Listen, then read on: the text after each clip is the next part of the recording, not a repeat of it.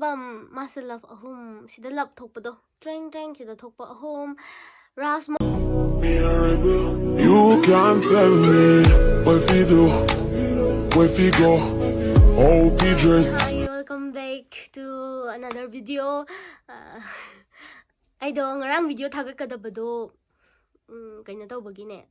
lok thungbagi I do thagatre aduna ngasi oina thagatline bako ado kari haigre ay ngasi ki video sidi ay mamang ki video da comment pibirak pasing do comment loimak nga trasu tang khai ama pa doine bako part 1 aduga gym amasung sigi marak thana gym amasung bodybuilding sanaba singidamakta TN Thokjom store na 40 product khudimok 40% discount pijari buka aduna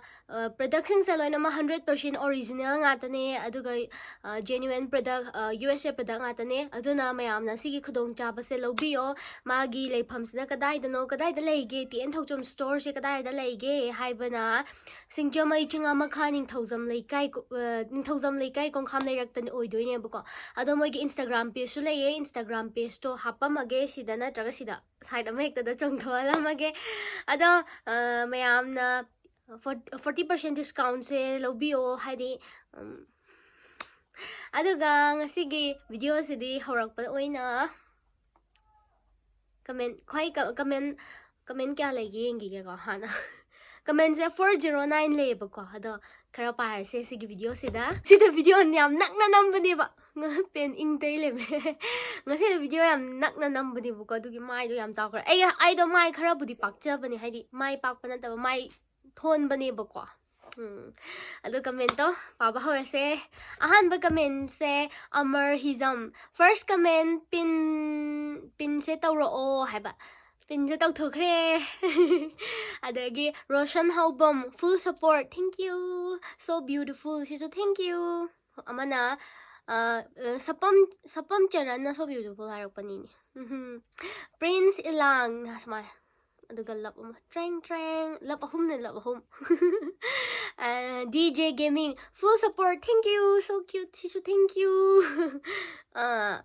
Master so beautiful hai shisu, thank you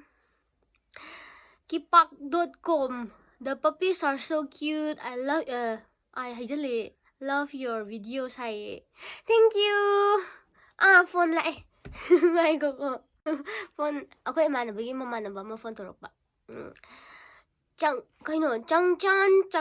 chanamdong hai be Lairik tamda na pabaga haitre many you seem to have English haitre many you seem to behave very differently compared to your other videos I know sida yam chagat na gibani ba aduini ba ulen ngan ba love ahum tok chongthore Rado kumujam masu love ahum amane diamond amane treng ay gipen ing day basi could be adagi Arun Merang them su love ani ting Emmanuel Salam Handaraga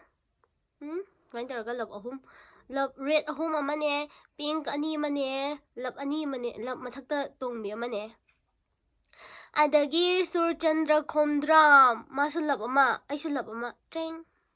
Susil kong yamna nungshi macha se haido macha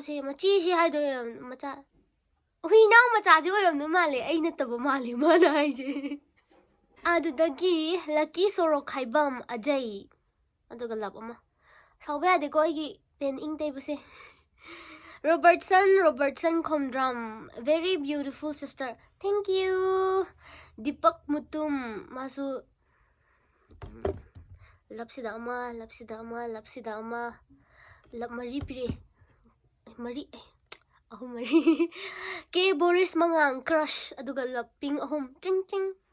adagi thoiba creation na sulap ahum korong mangang gi sulap ahum narbisan lairen lagpam ama ani ahum mari sida lap thokbi do treng lap thokbi mari ama adagi mit lap treng thokpa aduga Max ning thoza mana nice haire aduga lap mit lap thokpa ninga aduga ngan ba mangang crush hai aduga lap mari Gory Mairembam love ama leire hantok ama leire lay ama leire love ama leire Krishnam Amarjit so lovely sister thank you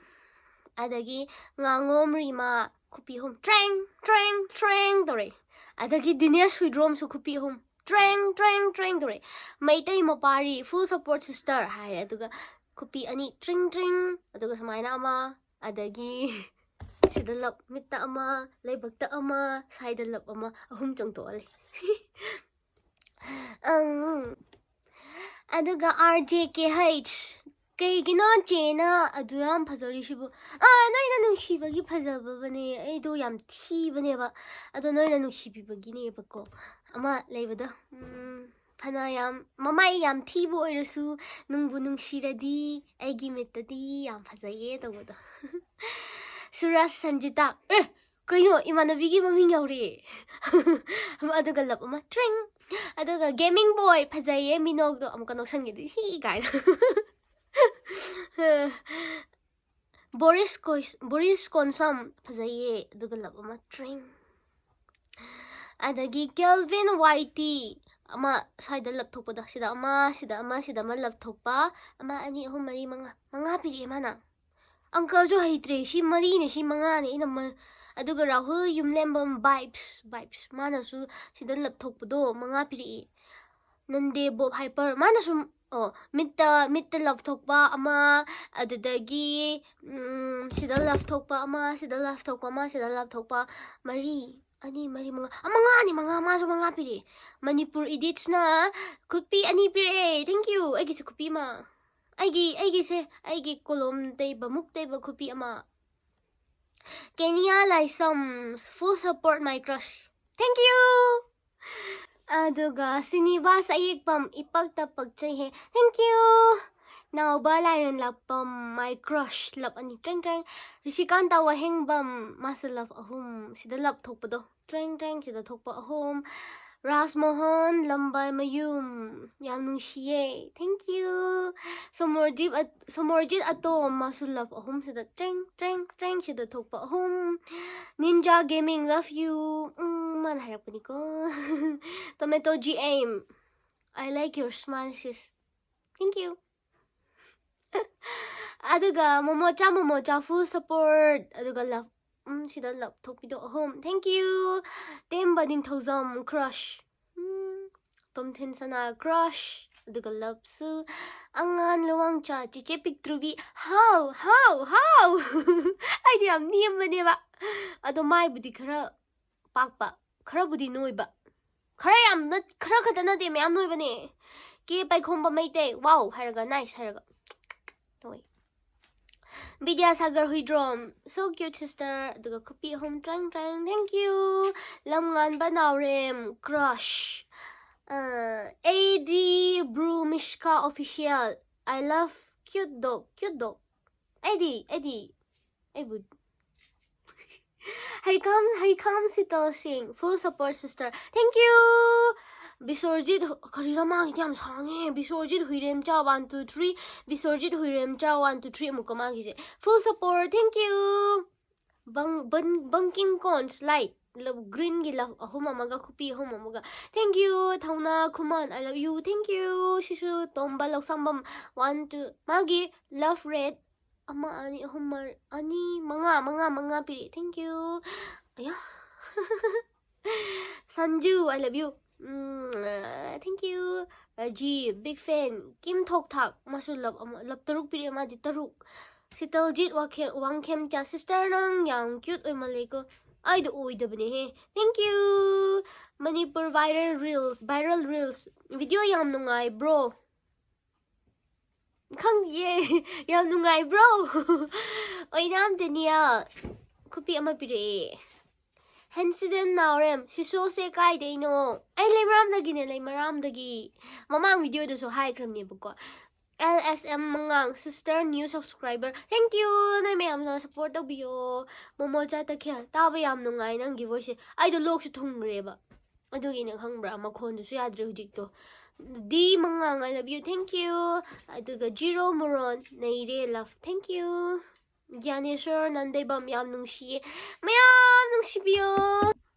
ꯑꯗꯣ ꯀꯃꯦꯟꯁꯦ ꯉꯁꯤꯒꯤꯗꯤ ꯁꯤꯐꯥꯎ ꯈꯛꯇꯪ ꯄꯥꯔꯒꯦ ꯃꯊꯪꯒꯤ comment ꯂꯣꯏꯐꯥꯎ ꯑꯃꯨꯛ ꯄꯥꯔꯒꯦꯕ ꯉꯁꯤꯒꯤꯗꯤ ꯚꯤꯗꯤꯑꯣꯁꯦ ꯁ꯭ꯋꯥꯏꯗ ꯂꯣꯏꯁꯤꯜꯂꯒꯦ ꯑꯗꯣ ꯉꯁꯥꯏ ꯃꯌꯥꯝ ꯖꯤꯝ ꯑꯃꯁꯨꯡ ꯕꯣꯗꯤ ꯕꯤꯜꯗꯤꯡ ꯁꯥꯟꯅꯕ ꯄꯥꯔꯇꯤꯒꯤꯗꯃꯛꯉꯁꯥꯏ ꯍꯥꯏꯈꯤꯕꯗꯣ ꯑꯗꯨꯗ 40% ꯗꯤꯁꯀꯥꯎꯟ ꯄꯤꯕꯗꯣ ꯑꯗꯨꯗ ꯂꯩꯕꯤꯔꯣ ꯃꯌꯥꯝꯁꯨ ꯑꯗꯨꯒ ꯏꯁꯥ ꯐꯕꯤꯔꯣ ꯑꯗꯣ ꯉꯁꯤꯒꯤꯗꯤ ꯚꯤꯗꯤꯑꯣꯁꯦ ꯁ꯭ꯋꯥꯏꯗ ꯂꯣꯏꯁꯤꯜꯂꯒꯦ ꯕꯥꯏ ꯕꯥꯏ ꯑꯗꯨꯒ ꯁꯞꯄꯣꯔꯠꯁꯨ ꯇꯧꯕꯤꯌꯣ ꯂꯥꯏꯛ ꯁꯤꯌꯔ ꯀꯃꯦꯟ ꯇꯧꯕ ꯀꯥꯎꯕꯤꯒꯅꯣ ꯚꯤꯗꯤꯑꯣꯁꯦ ꯕꯥꯏ ꯃꯊꯪꯒꯤ ꯚꯤꯗꯤꯑꯣꯗ ꯑꯃꯨꯛ ꯊꯦꯡꯅꯔꯁꯦ ꯕꯥꯏ ꯕꯥꯏ ꯕꯥꯏ ꯕꯥꯏ